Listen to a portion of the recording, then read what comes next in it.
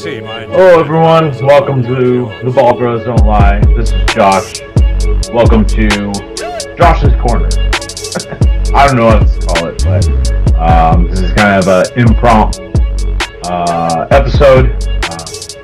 Boys are not able to make it this week. We got a lot of family stuff going on for Tim. My brother Tyler, he's dealing with a new job and will be leaving soon for Arizona to ref. So it's just me. This is going to be kind of a, I don't know if it's going to be a rant or a just want to talk, I guess. The draft, it's going to be talking about just the overall feel of the draft, and I'm going to get into my top 12 rankings for Dynasty, because Dynasty drafts are happening, rookie drafts are happening. We're going to recap the draft a little more in depth next week with the boys when we're all back. But yeah, I'm just going to give you my thoughts on the draft and my thoughts on my top 12 right now. Overall, I was going to say this.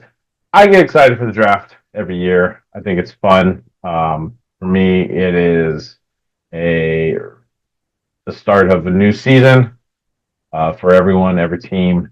It's pretty much, it feels like when you're drafting for your fantasy draft. That's how I feel. It's a fun day. This year was, the first round wasn't a lot of surprises, a lot of question marks, I would say. But overall, I thought it was good. There's this draft class wasn't filled with a lot of superstars, I would say. The first pick was, everyone knew it was going to be Fernando Mendoza at the Raiders. He goes. And then the draft kind of really starts at number 2 with, the Jets drafting Bailey, and then the surprise with Jeremiyah Love going to the Cardinals. So I just felt that this draft was very bleh, but it was still fun. And this is I call this draft a meat and potatoes type of draft. There's a lot of guys that teams needed, a lot of guys there, a lot of guys falling, and so yeah, that's how it's kind of my feelings about the draft. I did watch the whole first round. That's kind of my thing that I tell my wife every year. Like, I'm watching the first round no matter what happens, or whatever you tell me to do, I'm not doing it. So I did. There was some surprising guys falling, like Sonny Styles falling to the Commanders. That's a great pick for them. Arvell Reese falling, especially to the Giants. So that was very surprising, especially Caleb Downs falling to the Cowboys. They just got one of the best players in the draft in safety.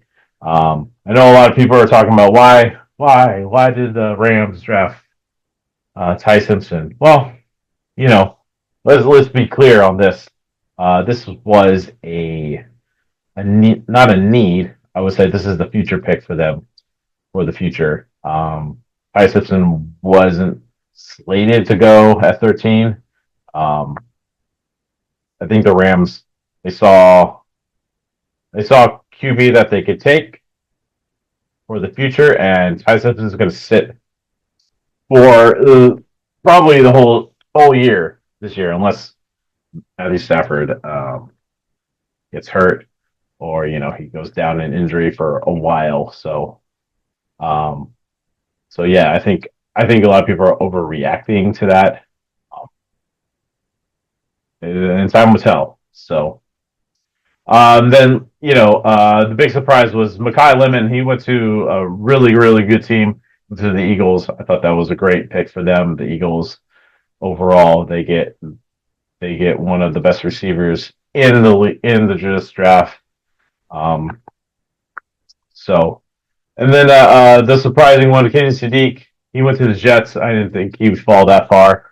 I really thought he was going to go to the Dolphins or middle, like uh, the Panthers could have used him. I thought they could have used him, but and then he fell to the Jets. The Jets had like three picks in the first round, so they loaded up on him and Omar Cooper Jr., the receiver for Indiana.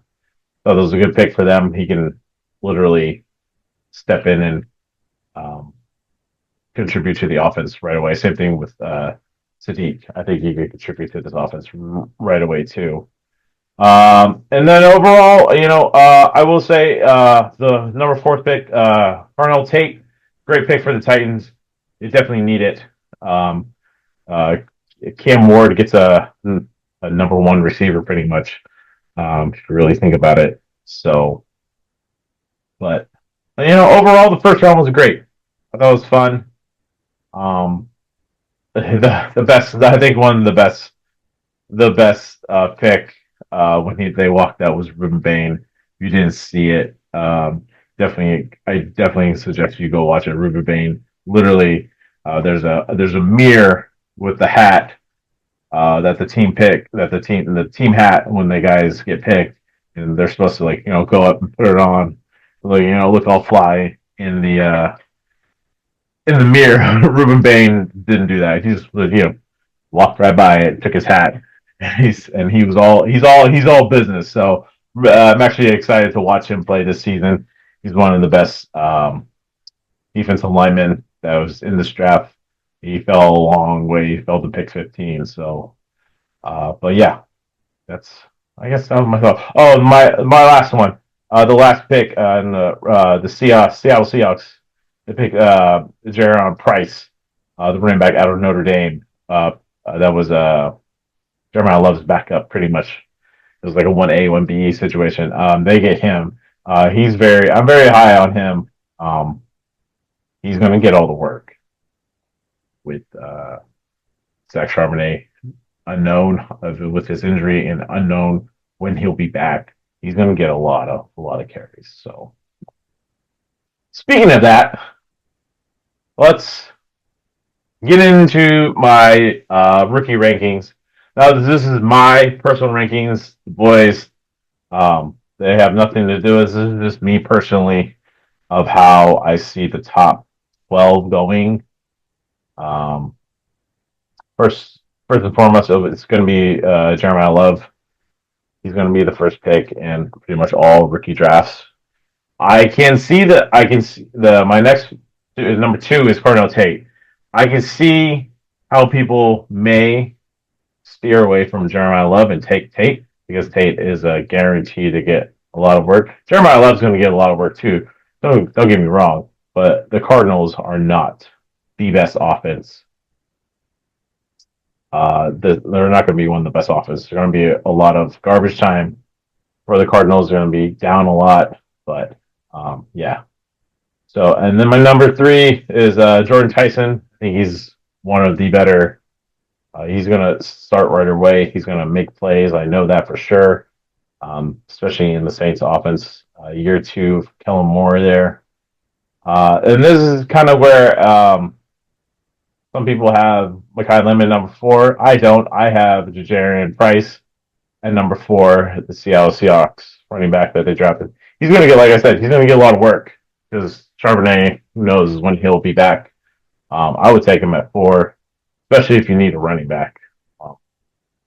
There's not many running backs in this draft that got drafted.